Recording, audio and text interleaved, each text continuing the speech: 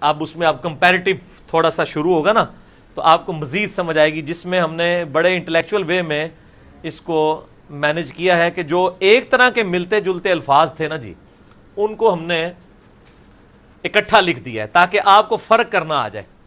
یہ آپ سمجھ لیں پورا قاعدے کا اس کا نچوڑ یہ نکلا ہے. اس کے اندر اس میں کیا عقل مندی کی گئی ہے، آپ کے پاس یہ جو پیج ہے نا اس میں بھی یہ دوسری والی سلائیڈ یہی بنی ہوئی ہے اگر آپ غور سے دیکھیں تو.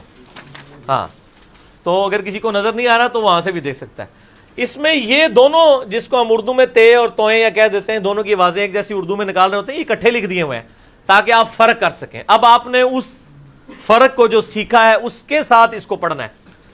تا تو تا تو ثا سین صاد ثا سین صاد تا سین صاد. ان دونوں میں سیٹی آئے گی اور اس میں سیٹی کی آواز نہیں آئے گی. ہا ہا ہا ہا ہا ہا یہ ہا عام ہی ہے.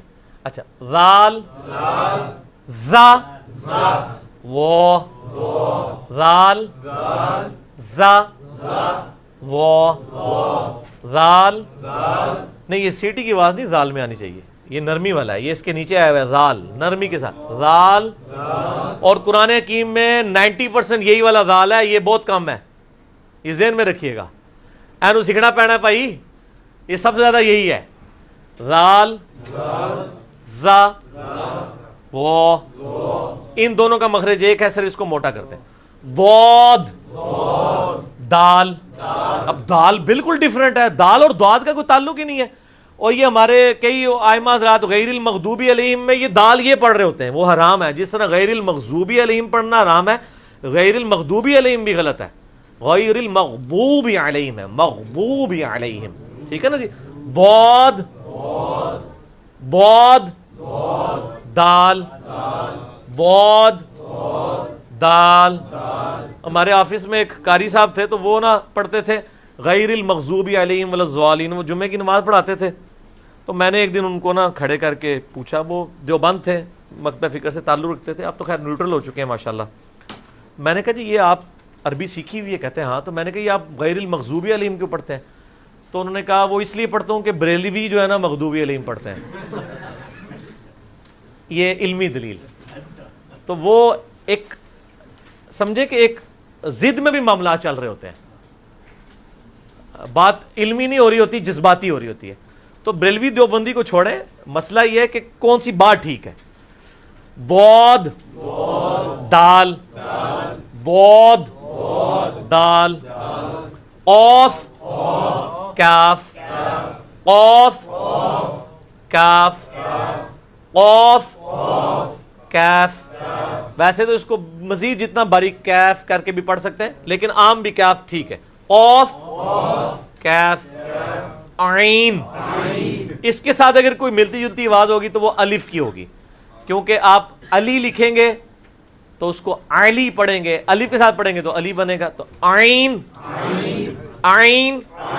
اچھا یہ جو حروف تہجی ہیں یہ انفرادی ہیں، ان کو کہا جاتا ہے مفردات. عربی زبان کے اندر مفردات یعنی یہ فردن فردن الفاظ ہیں. یہ آگے آ رہے ہیں مرکبات. مرکبات یہ ہوتے ہیں کہ ایک سے زیادہ عربک حروف مل کے الفاظ کو بناتے ہیں. اس میں آپ دیکھ رہے ہیں کہ حرکات کوئی نہیں لکھی ہوئی زبر زیر پیش، اس لیے ہمیں بغیر زبر زیر پیش کے اپلائی کیے ہوئے نئے بندے کی حیثیت سے صرف اس کو ڈسٹنگوش کرنا ہے کہ یہ کیا لکھا ہوا ہے. اس کو ہم پڑھیں گے لام الف لام الف، بس یہ پڑھنا ہے، لا نہیں پڑھنا. ہم یہ بتانا چاہتے ہیں کہ لام کی شکل ویسے تو اس طرح کی ہوتی ہے لیکن الفاظ میں جا کے یہ بھی بن جاتی ہے. اب جس نئے بندے، ہمیں تو اردو کی وجہ سے پتا ہے نا، لیکن عام آدمی جو نیا نیا سیکھے گا وہ تو کہے گا لام پوری کیوں نہیں لکھی ہوئی، پوری لام تو اس طرح کی ہوتی ہے، اس طرح تو نہیں ہوتی. تو یہ کیا ہوا، با لام، ٹھیک ہے. یعنی با ویسے تو ہوتی ہے لمبی کر کے اس طرح، یہاں جا کے بڑی چھوٹی سی ہے. تو یہ مرکبات میں یعنی الفاظ، انگلش میں یہ پرابلم نہیں ہے. انگلش میں جناب اگر محمد میں میم U H A double M A D ہے نا، تو علیحدہ بھی کر کے لکھیں تو یہی بنے گا، ٹھیک ہے. لیکن عربی میں اور اردو میں تو یہ ہے کہ وہ الفاظ کی شکل ہی بدل جاتی ہے بیچ میں جا کے. کاف دیکھیں پورا نہیں آیا اس طرح، فا پوری آ گئی لیکن کاف تھوڑا سا ٹکڑا آیا. کاف فا،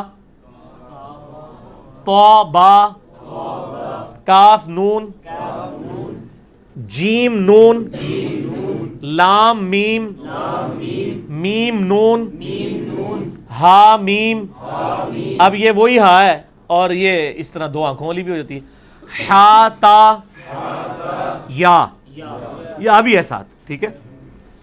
ہا لام، کاف لام، اوف لام، کاف لام با، اوف لام با.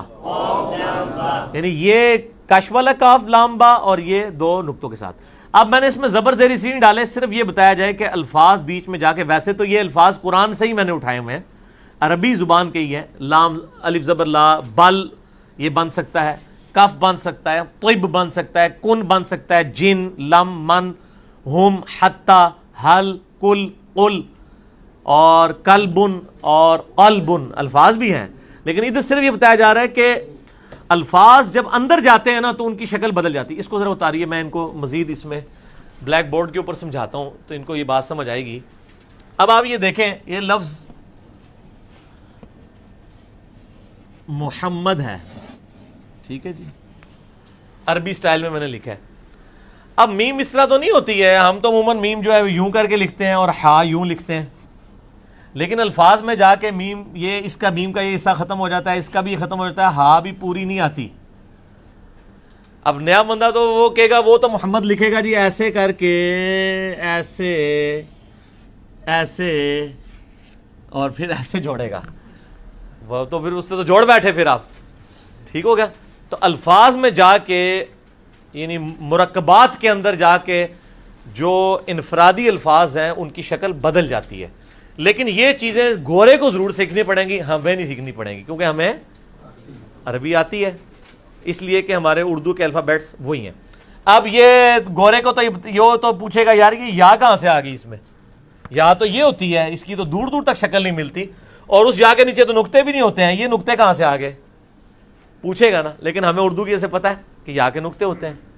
بعض عربی لوگ جو ہیں وہ یا کے نقطے بھی ڈالتے ہیں. آپ اگر دیکھیں نا کہیں سیدنا علی کے نام کے نیچے بھی نقطے انہوں نے یوں بھی ڈالے ہوئے ہوتے ہیں، وہ چلا بھی لیتے ہیں اس طریقے سے، ٹھیک ہے. اس طرح یہ ربی لفظ لکھا ہوا ہے. اب ربی تو یوں ہونا چاہیے تھا، ربی ایسے. انگلش والے الفابیٹس کا چکر ہوتا تو یہی ربی اس طرح ہی لکھا جاتا ہے، لیکن اردو میں اور عربی میں تو جڑ کے دیکھ لیں، با بیچاری اتنی سی رہ گئی ہے اور ساری جگہ یا نے لے لی ہے، ٹھیک ہو گیا جی. تو یہ آپ غین دیکھیں، غین جو ہے وہ تو پوری غین تو یوں ہونی چاہیے، ٹھیک ہے، لیکن یہاں پہ آپ دیکھ لیں صرف اس کی یہ آ گیا. مرکبات کے اندر الفاظ کی شکل بدل جاتی ہے، اور یہی چیز سکھانے کی کوشش